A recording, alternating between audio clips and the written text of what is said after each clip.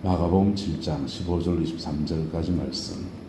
무엇이든지 밖에서 사람에게로 들어가는 것은 능히 사람을 더럽게 하지 못하되 사람 안에서 나오는 것이 사람을 더럽게 하는 것이니라 하시고, 무리를 떠나 집으로 들어가시니 제자들이 그 비유를 묻자온데 예수께서 이르시되 너희도 이렇게 깨달음이 없느냐?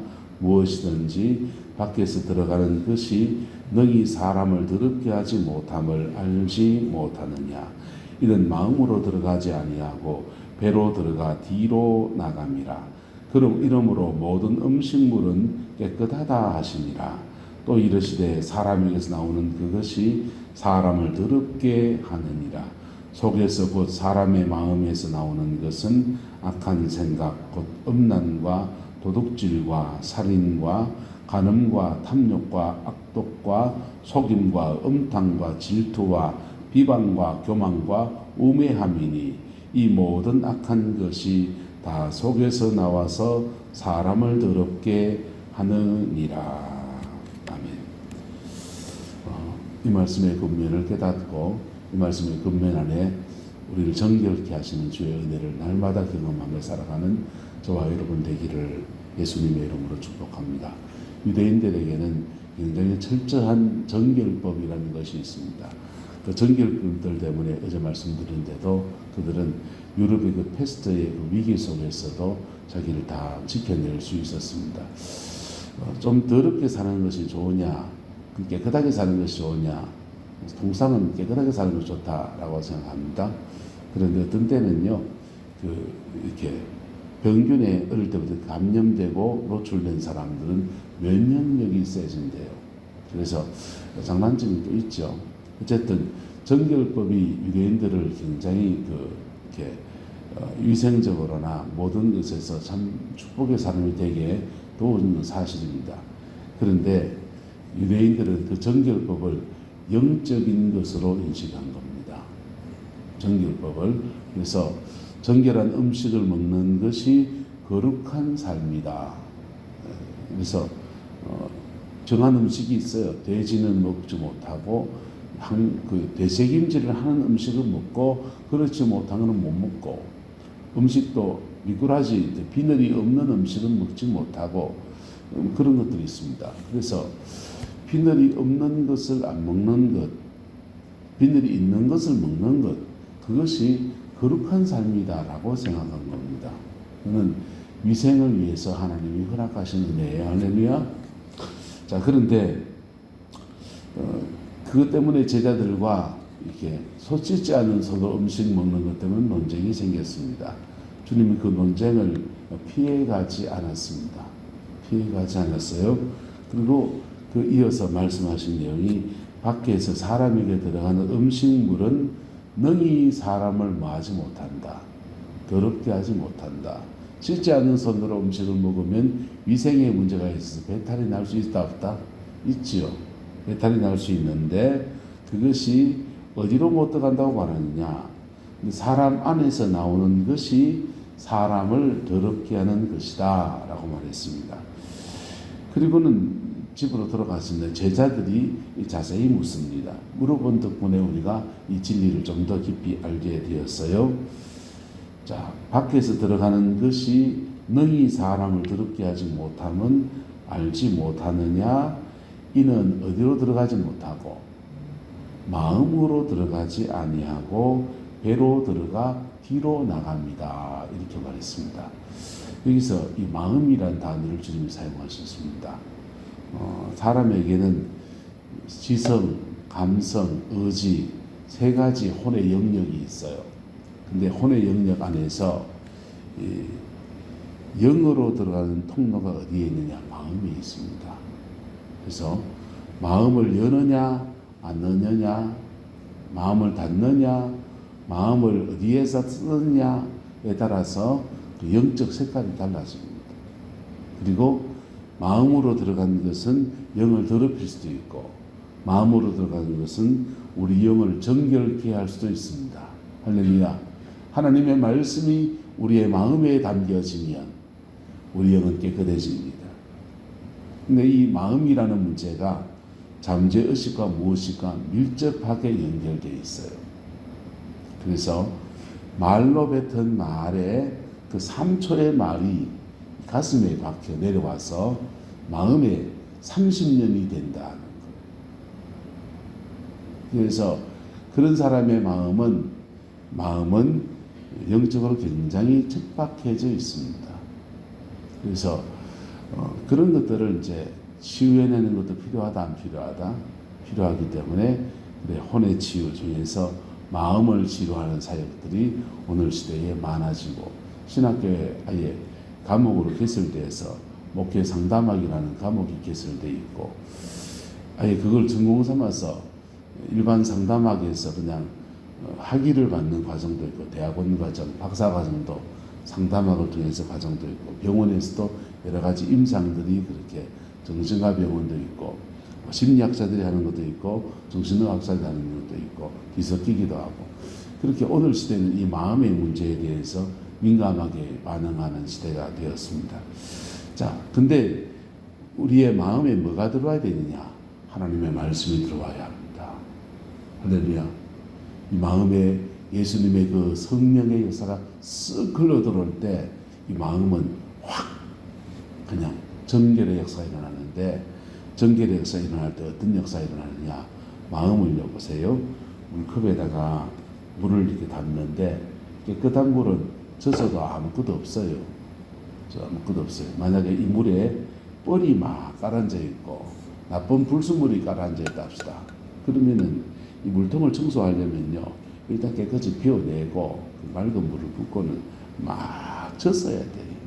막 저으면은 그 밑에는 뻘들이 막 떠오릅니다. 떠오를 때 그때 자기의 자유의지가 대단히 중요해요. 떠오르는 그 뻘들을 붙잡을 것인가, 젖어서 우리를 정결케 하시는 하나님의 은혜를 붙들 것인가, 그게 개판납니다. 거기에 모든 영성사에게 중요한 맥이 달려 있습니다. 성령이 하시는 일은 때로는 우리의 속을 뒤집어 놔버려요. 뒤집어 놓는데, 뒤집어 놓을 때 그때 드러나서 내 모습 안에 있는 연약함들이 이제 튕겨나갈 때거든. 업혀나갈 때라고요. 정결해질 때, 마음속에 파편처럼 들어와 있던 것들이 풀어질 때라고요. 그때 이것을 주님의 은혜로 이걸 밀어내고 말씀을 붙잡을 것인가, 여기에 영적인 깊이로 가느냐 못 가느냐가 결정되어 있습니다. 어쨌든 마음으로 들어가는 것이 저와 여러분들에게 좋은 것들이 들어가게 되기를 예수 이름으로 축복합니다. 잘못 들어간 것들은요, 예수님의 보혈의 피 안에서 파쇄되어지고 깨어지고, 때로는 주님의 만지심 안에서 새로워져야 되는 것입니다. 그럴 때 우리의 심령은 새로워지고 강하여지고 온전하여지고 하나님의 영광 안에서 새롭게 되어지는 은혜의 역사가 이루어지게 되는 것입니다. 그 복이 함께하게 되기를 예수 이름으로 축복합니다. 근데 마음으로 들어가는 것이 무엇인지를 주님 말합니다. 음식물은 마음으로 들어가지 않는다라는 것입니다. 그리고 사람에게서 나오는 그것들이 사람을 더럽게 하는데, 그 속에서 나오는 그것이 사람에서 마음에서 나오는 것은 곧 악한 생각, 음란, 도둑질, 살인, 간음, 탐욕, 악독, 속임, 음탕, 질투, 비방, 교만, 우매함, 이런 것들을 주님 말하고 있습니다. 여러분 보세요. 이게 다 십계명에 관한 얘기들이잖아요. 근데 십계명은 행위에 대해서 모세가 말했다면은, 예수님은 너희 속에 마음 안에서 여자를 보고 간음할 생각을 가지는 것도 죄다, 이렇게 말씀하셨습니다. 마음 안에 있는 동기를 말씀하셨잖아요. 근데 마음 안에 있는 죄들에 대해 말씀을 하셨어요. 여기 십계명 안에 1부터 4계명까지는 안 나와요. 왜 안 나옵니까? 유대인들이니까. 그들은 종교가 이스라엘을 다스리는 시대입니다. 그래서 바리새인과 서기관들, 제자들은 1부터 4계명까지 우상 숭배니 뭐 이런 것들은 어기지 않습니다. 그거는 지키고 있는 겁니다. 종교적 계율은 지키고 있는 것들입니다. 그래서 그 다음 5부터 10계명까지를 이렇게 말씀하고 있습니다. 근데 한국인들에게는요, 이방인들에게는요, 어둠의 영들은 우리 마음 안에서 온갖 작동을 하는데 우상을 숭배하게 하는 것들, 그리고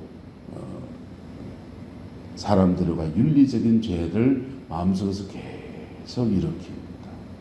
그래서 이렇게 해서 그것이 몸 밖으로 의지를 무너뜨리고 몸 밖으로 나가면 눈에 보이는 죄가 되고, 자기 몸 안에 이렇게 있으면 생각과 마음을 왔다 갔다 해요.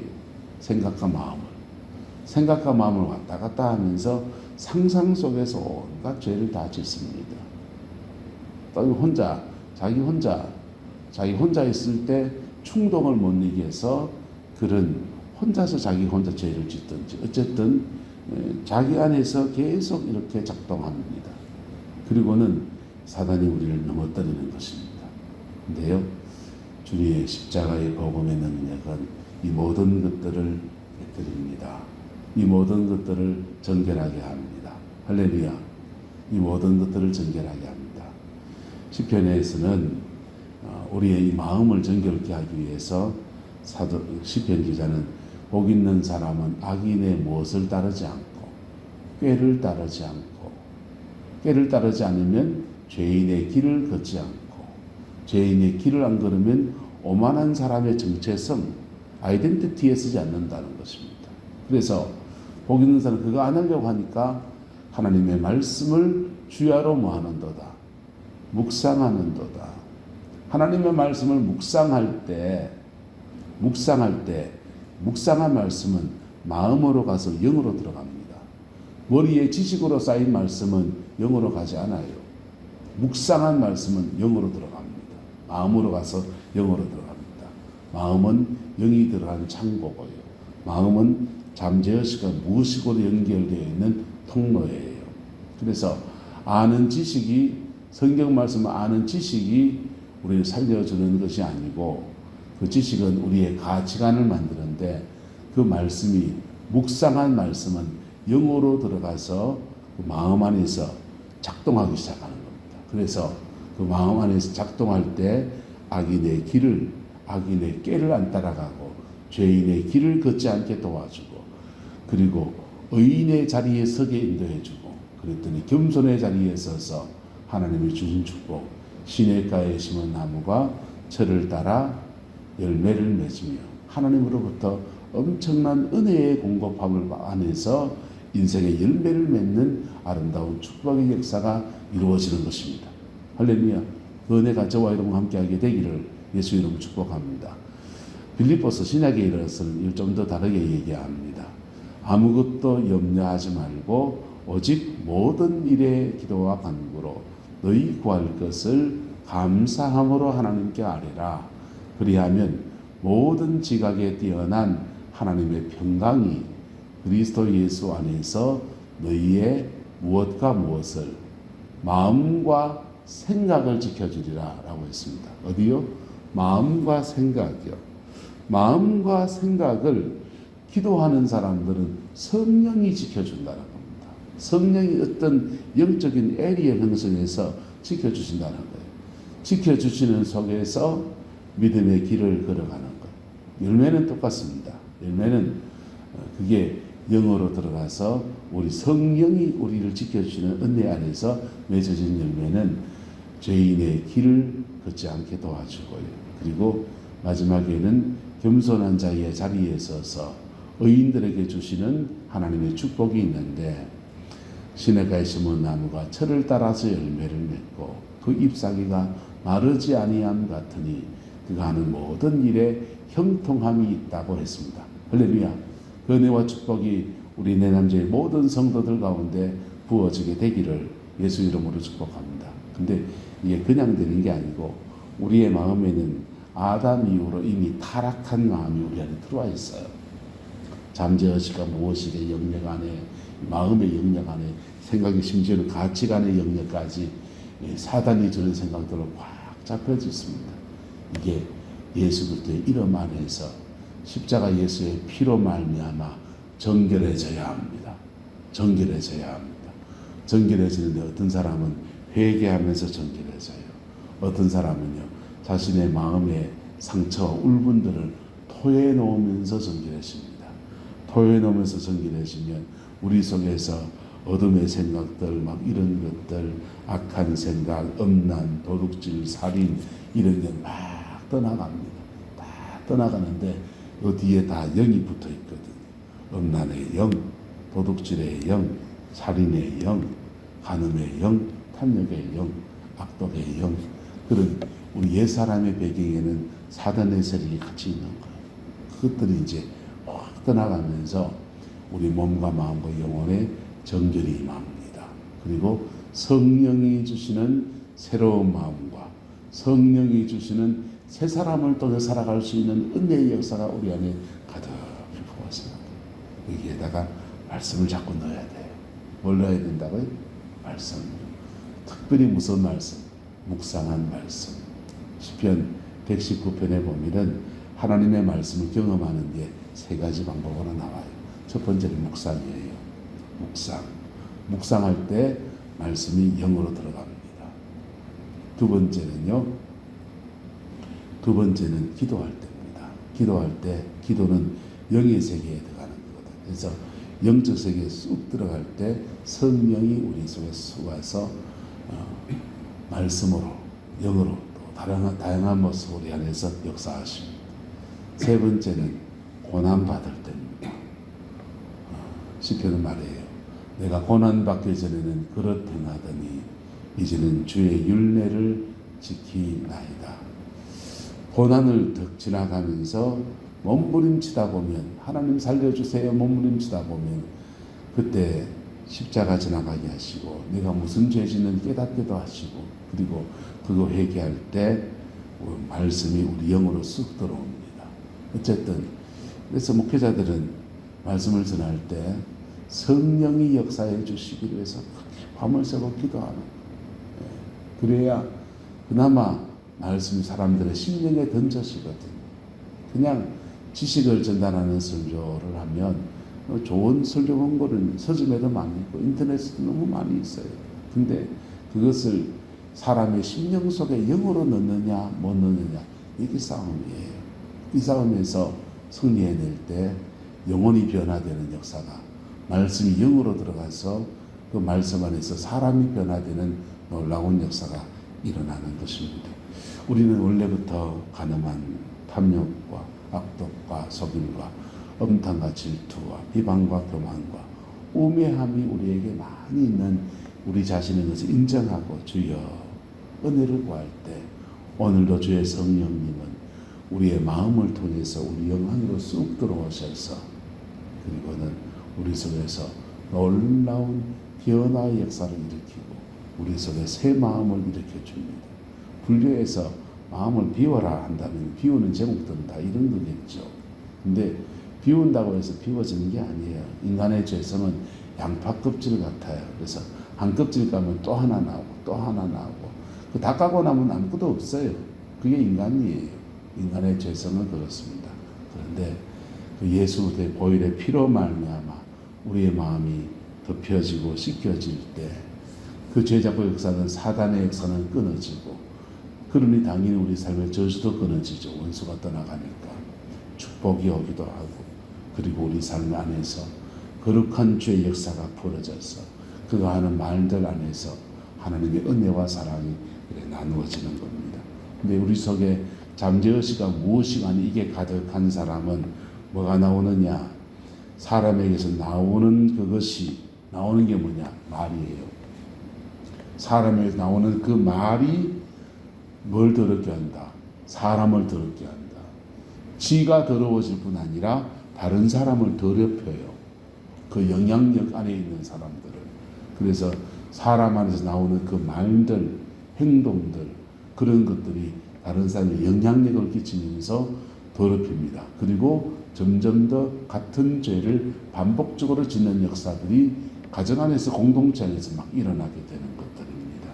십자가 보혈은 이 모든 것을 정결하게 합니다. 오늘도 정결하게 하시는 주의 은혜를 구하며 하나님 앞에 나아갑시다. 기도하겠습니다.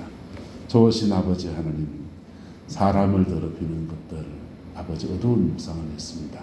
그러나 빛으로 바꾸시는 주의 역사를 믿습니다. 우리 안에 정결케 하시는 그 은혜를 구합니다. 주여, 우리는 죄인이로소이다. 아버지 예수의 피로 우리를 깨끗하게 정결케 하시고 아버지 주님이 온전케 하시는 그 은혜 아래에서 새로워지게 하셔서 날마다 예수로 승리하는 저희들에게 축복하여 주옵소서. 여호와께서 한없는 은혜와 사랑으로 함께해 주시기 원합니다. 예수님의 이름으로 축복하며 기도드리옵나이다.